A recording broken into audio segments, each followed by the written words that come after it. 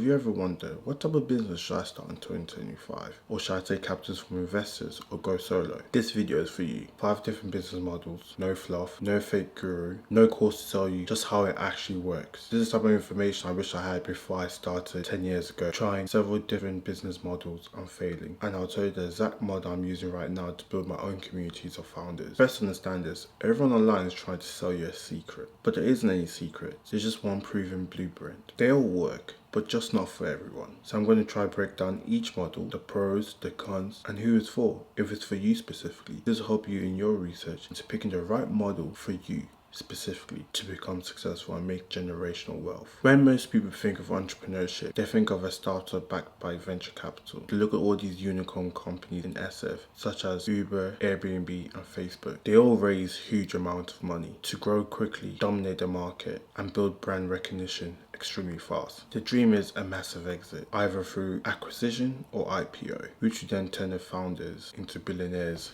overnight. But here's a catch. More than 90% of venture-backed startups fail. Founders give up significant amount of ownership and control, and often take tiny salaries for years, maybe even decades. Why do investors do this? Because they want to earn a slice of the next big thing, and the potential returns are enormous. But for founders, it's a tough path. It requires intense focus, extreme resilience, and a willingness to sacrifice control for growth. It's not for everyone, but if you want to build the next tech giant, venture capital is often the way to go. Examples are Uber, who raised billions to disturb the transportation market. Then you have Airbnb, who use investors' capital to scale globally before making profit. Then you have SpaceX, raise capital to innovate the aerospace industry and make space travel more affordable. Pros are, you get access to a large amount of money quickly. This will help you hire top talent, build products, and market aggressively. High potential for massive growth and creates huge personal wealth. You also get the support of experienced investors who can open doors and increase your network. Some of the cons, you give up a huge chunk of control and ownership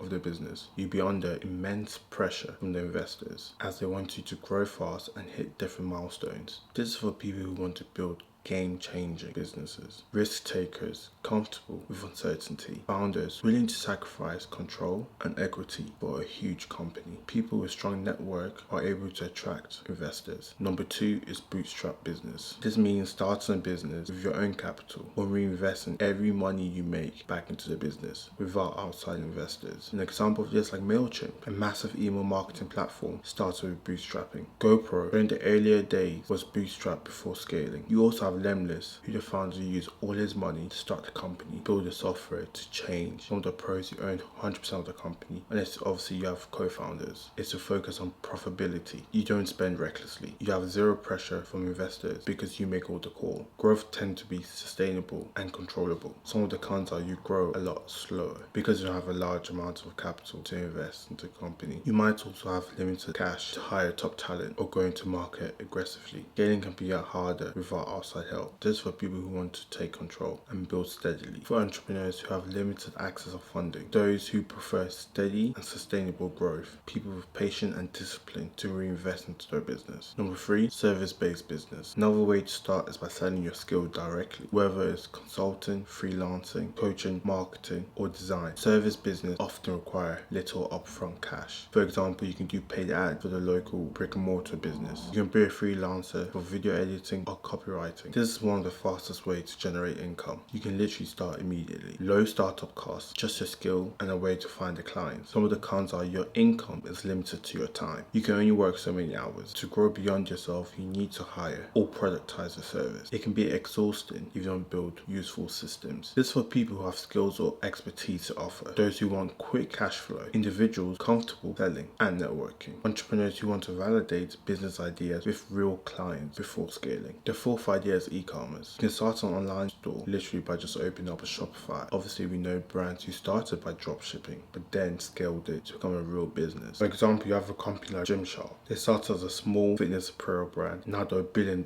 company based in London. You also have Dollar Shave Club, who disrupted the razor industry by selling subscription online. You also have Represent, another clothing brand, who was bootstrapped but now has a valuation of £100 million. Some of the pros are potential for scalable sales with the right product and marketing. You can build a recognized brand with loyal customers. Many ways to reach customers, either by influencers or even paid ads. What all these gurus then tell you is you need quite a lot of capital, either on your Facebook ad or for the inventory. Operations can be extremely complicated, even have a 3PL. And for you to order a 3PL, you need to make quite a lot of money and have quite a lot of inventory, like shipping, returns, and customer complaints. It's highly competitive. You need to differentiate your product or build a personal brand that people align with. This is for people with product ideas or passion. Entrepreneurs ready to invest their time and money into marketing and operation. Those who want to build real businesses and make customers happy. The fifth example is content creation. Build an audience through content. This includes YouTube, TikTok, Instagram, podcasts, and blogging. You have people like Mr. Beast, from YouTube videos to selling merch, to selling Feastables, Logan Paul and KSI, from vlogging to having a company called Prime, to Emma Chamberlain, she was a vlogger, and now she's selling coffee. You also have people like Alex Omozi, Daniel Daly. There's just several examples for content creation. Pros are, it has very low startup costs. All you need is a camera and an idea. You have your phone. Anyone can make content. You can build a community and loyal customers. You can have multiple streams of income, ad, product, partnership, merch, and even courses. The income can be unsustainable, even mainly rely on ads and platform dependent. It takes time to build a large audience. And you also have constant need to create new and fresh topics. This is for people who are creative, who loves making videos or podcasting. People who are comfortable sharing their personal life stories, the knowledge they have, and to be judged online. Entrepreneurs willing to invest time to build an audience. So here's you have it. 5 ways to build a business. Venture-backed startup, big risk, big reward, fast growth. Bootstrap businesses, full control, slow and steady growth. Service-based, quick cash flow, limited scalability at first. E-commerce, brand building with upfront cash and operation complexity. Content creation, audience-driven, creative, with multiple income of stream, but platform risk. Each path fit a different personality, goals, and situation. If you're unsure, think about your strengths, how much risk you're willing to take,